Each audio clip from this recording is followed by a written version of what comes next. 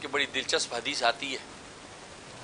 ایک شخص رسول اللہ صلی اللہ علیہ وسلم کے دربار میں حاضر ہوا،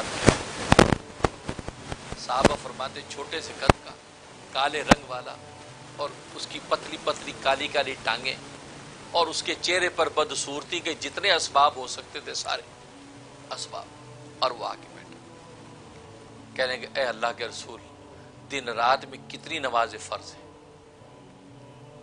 حضرت صلی اللہ علیہ وسلم فرمایا کہ 5 نمازیں فرض ہیں۔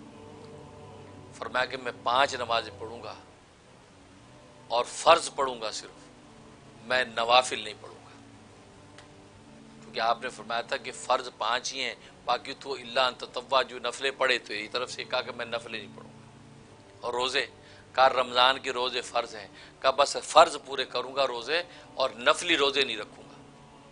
زکوٰۃ کہا کہ صاحب نصاب پہ زکوٰۃ سالانہ فرض ہے، کہا کہ فرض زکوٰۃ ادا کروں گا، نفلی صدقات نہیں کروں گا۔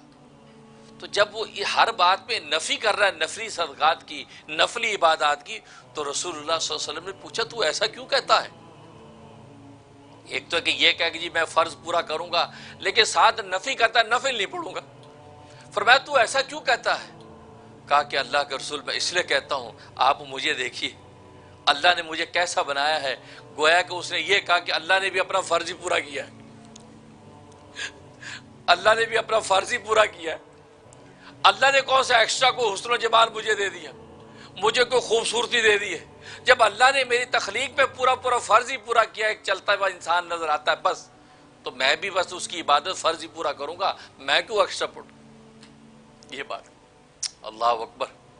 اب یہ جب بات ہوئی تو اسی وقت جبرائیل امین آسمان سے اتر آئے، لیکن اس کی بعد میں ایک درد تھا، ایک دکھ تھا، ایک ہلکا سا شکوہ تھا کہ اللہ کے رسول آخر اللہ نے مجھے ایسا کیوں بنایا؟ ظاہر ہے کہ انسان کی جسمانی تخلیق میں تو کوئی اختیار نہیں ہے، اس لیے بڑی پتے کی بات ہے کہ اللہ تبارک و تعالی انسان اصلی پر محنت بتلائی ہے، کیونکہ انسان اصلی کو سنوارنا آپ کے اختیار میں ہے، اور انسان طبی جو ہے اس کو سنوارنا آپ کے اختیار میں نہیں۔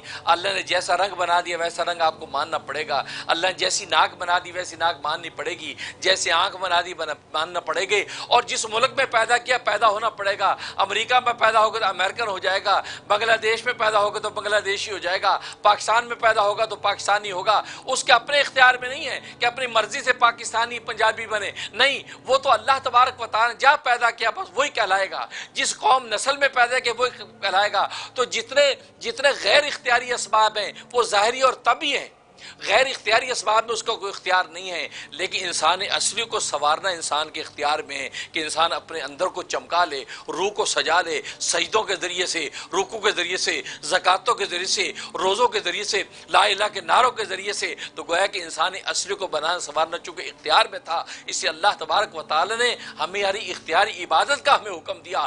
ایسا کوئی حکم نہیں دیا جو ہمارے اختیار میں نہ ہو اور ہم نہ کر سکیں، نہ ہمیں کہہ دیا ہو کہ نبی کے جیسے ہاتھ تھے ویسے ہاتھ بنا کے دکھاؤ، نبی کے جیسے پاؤں تھے ویسے پاؤں بنا کے دکھاؤ، نبی کے جیسے ہونٹ تھے ویسے ہونٹ بنا کے دکھاؤ، نبی کے جیسی آنکھیں تھے ویسے آنکھیں بنا کے دکھاؤ۔ وہ ہمارے اختیار میں نہیں ہے۔ ہاں ہمارے اختیار میں کیا ہے؟ نبی کھاتے کیسے ویسے کھا کے دکھاؤ، نبی پیتے کیسے ویسے پی کے دکھاؤ، نبی چلتے کیسے ویسے چل کے دکھاؤ، نبی سوتے کیسے ویسے سو کے دکھاؤ، نبی پڑھتے کیسے ویسے پڑھ کے دکھاؤ۔ گویا کہ جو چیز ہمارے اختیار میں تھی اللہ تبارک و تعالی نے وہی ہم پر واجب کی ہے، ہمارے اختیار سے باہر کسی چیز کا حکم نہیں دیا۔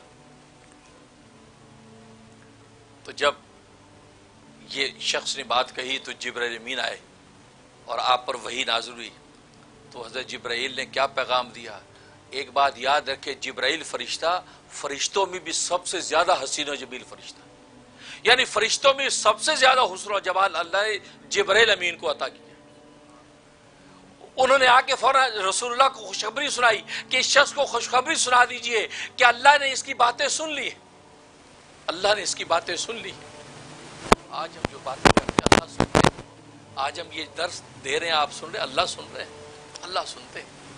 اللہ کہا کہ اللہ نے اس کی باتیں سن لی ہے، اس کے درد دل کو سن لیا ہے، اللہ اس کو سلام کہتے ہیں، اللہ اس کو سلام کہتے ہیں، اور اس کو کہو تو پریشان نہ ہو، تجھے ہم یہ بشارت دیتے ہیں کہ کل روز قیامت میں جب میدان حشر کے اندر تو کھڑا ہوگا تو تجھے جبرائیل امین جیسا حسن و جمال عطا کرے۔ اللہ اکبر، تکبیر۔ अल्लाह अकबर।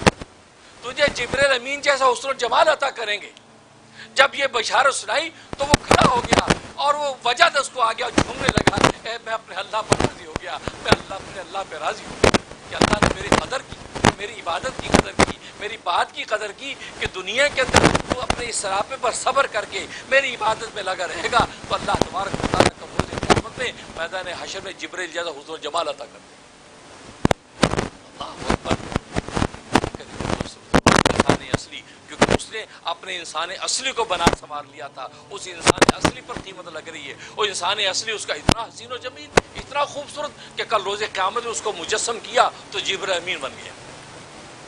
इसलिए तो इस पर गुफ्तगू इंशाअल्लाह जारी रहेगी।